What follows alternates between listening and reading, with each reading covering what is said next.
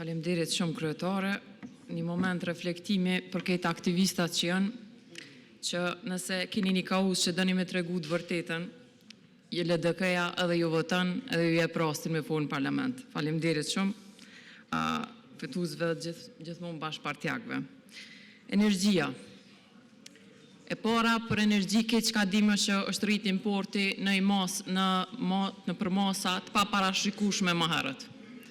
Kjo ka ndodhur edhe pse prodhimi është ra, po kohëve të fundit është ra dhe thëngjilli.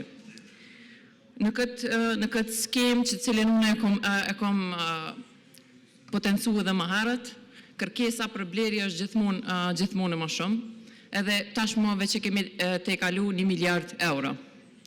Tash, unë po du me izbulu anën tjetër të asaj çfarë thuhet që çmimi i importit është rrit prej pandemisë, po kohëve të fundit është u rrit sasia në masë pa parashikueshme për shkak të rënjeve të bloqeve dhe mos planifikimit të prodhimit nga Keko.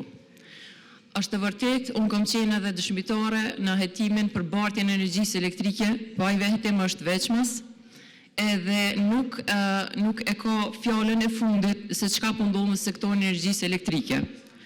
Gjithashtu është mirë me u tregu që energjia elektrike këtë vit është shty, po nuk do të thotë që nuk rritet. Edhe këtë vit, edhe vitin e kalum, nuk kemi pas asnjë lloj shkaku e që me pagu rritjen e energjisë elektrike. Ka qenë keq menaxhimi sektorit të komplet sektorit elektroenergjetik, duke filluar nga prodhimi e deri te inkriminimi i ZRE-s. Zyra rregullatorit për energji, që tash thuhet në anën zyrtare se i përgjigjet kuvendit, nuk më përgjigjet në pyetjen më thjesht për mafinë energjetike. Jo që janë të kapt, po ky pushtet e ka glabëru komplet sektorin e energjisë elektrike. Për me potencu, për me tregu për më shumë për këtë, ku mund të jetë një sektor i pavarur, ku në zyret ku flitet edhe për ku bëhet edhe tek tia energjisë elektrike, ku është edhe bilanci, është edhe vetë vllai i kryeministrit, në të njëjtën zyre. Kjo specialist për çështje ekonomike, le të mos merremi me këto fjalë tjera, ku vetë kryeministri e ka vllaun. Kjo mogje e madhe, e parës madhe, e hajnies është mirë menaxhu edhe me familjar tjerë në termocentrale nga familjar të deputetit të saktum të lëvizjes vetëvendosje. Po ashtu, Keko është e vërtet që nuk importon energji elektrike, mirë po eksporton. Në vitin 2024 është eksportuar 150 milion euro energji elektrike, ndërsa ne na ashton që kemi importuar, vetëm ta përfundoj, që kemi importuar energji elektrike shumë edhe na duhet me pagu.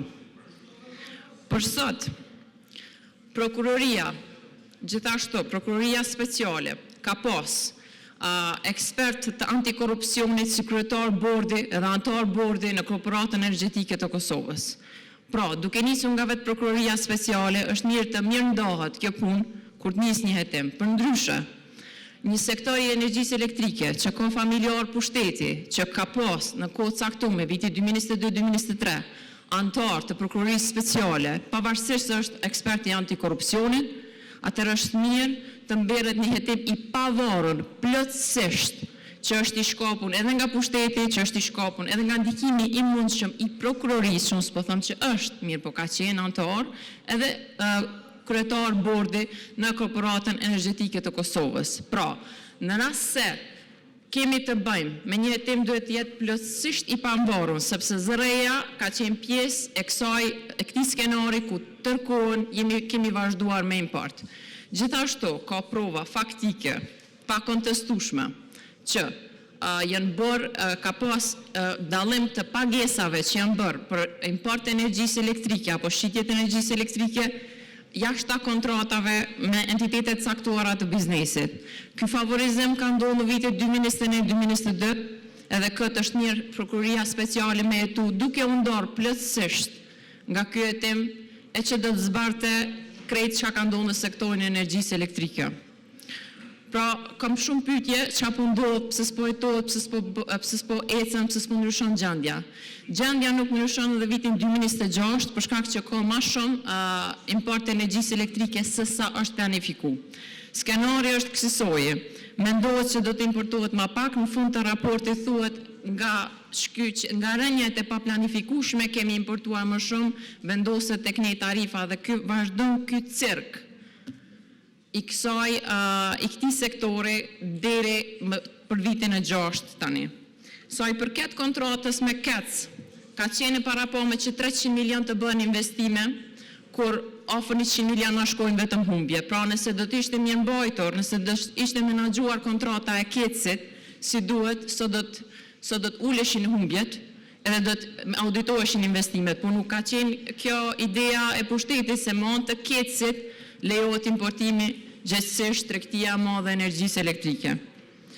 Në këtë seancë, për këtë temë, çka kisha dashur me potencu, është që sektori i energjisë elektrike, njerëzit edhe ekonomia jonë nuk mund të drejtohet nga rënat, broçkollat edhe lloj fjalie që del për me mbulu se çfarë po ndodh pas dhe çka ka ndodhur gjatë këtyre viteve. Edhe kjo punë nuk mund të jetohet me zyrën e rregullatorit të energjisë për shkak që është palë e inkriminuar në këtë tollovi të energjisë elektrike. Ju falenderoj shumë. Miru takofshim edhe në fjalimin tjetër.